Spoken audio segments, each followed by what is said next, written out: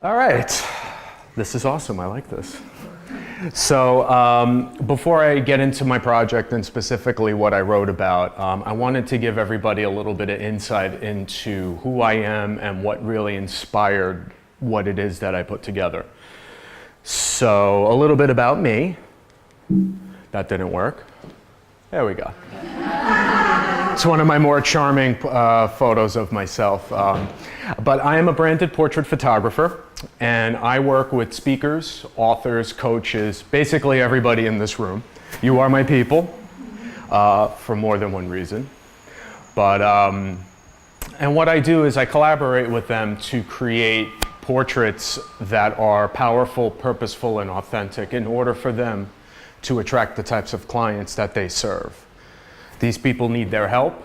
These people need to get from where they are to where they want to be. So in my world, thought leaders are the types of folks that do that kind of thing, and they inspire me to work with them. So some of the work that I have done, that was, she is a coach, an author, and she works with immigrant women in the leadership space.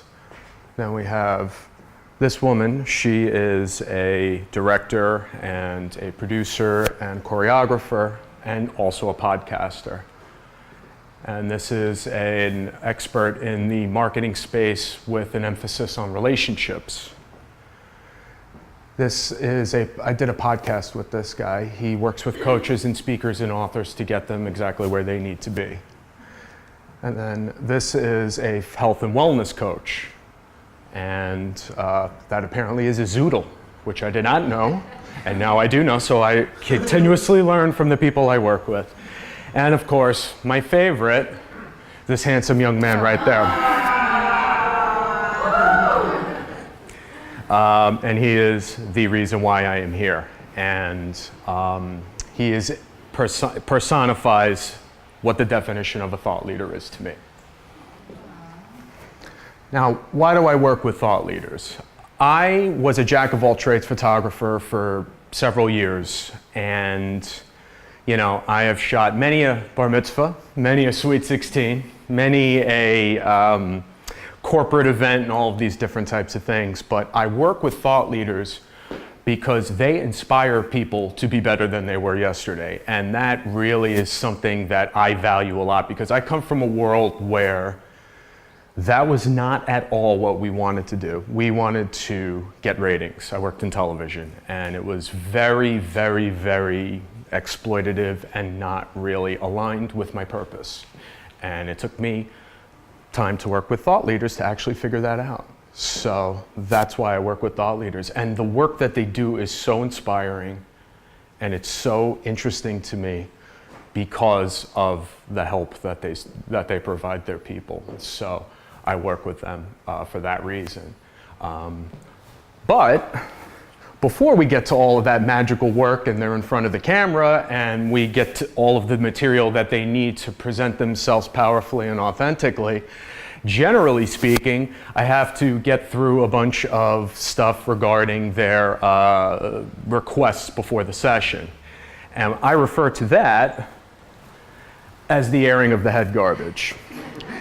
Oh, I feel overweight. Can you shoot around that? My left eye is smaller than my right eye. Can we avoid that? Oh my God, my left ear is weird. Oh, Jesus, I feel like crap. Can you make me look 20 years younger and 30 pounds thinner and blah, blah, blah, blah, blah, blah, blah.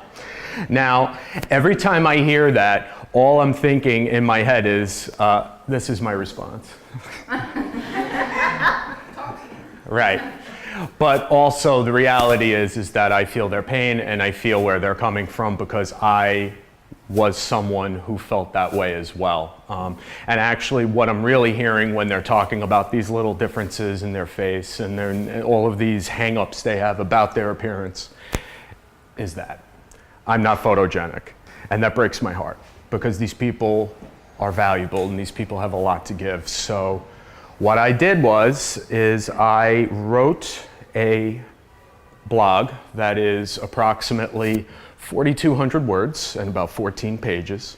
And what I did was apply the principles and the strategies that we learned here that I thought would work really well in order to get positive emotional capital built within these people before their session, because I'm not a miracle worker and I don't expect people to have an epiphany before their session. But I do want them to feel comfortable and confident in front of the camera so that they're allowing themselves the opportunity to drop their guard and be themselves, because that's what we need. Because if they're not themselves, they're not going to attract the people that need them most. So we do a bunch of different things in order to help them get to that place. And the title of my blog is that. I know it's still a fixed mindset, but it looks cool, so I decided to go with it. Don't judge me. But yeah.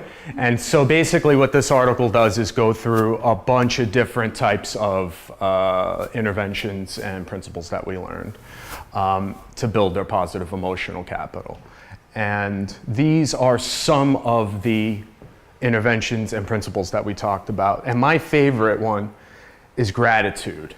And the way that I position that is I let people remind them that, you know, this is not a funeral.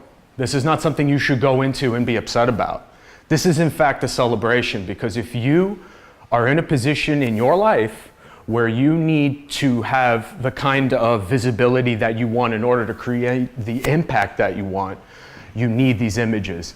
And that is a cause for celebration, because you have to own who you are, own your experience, and own your expertise, because people are counting on you.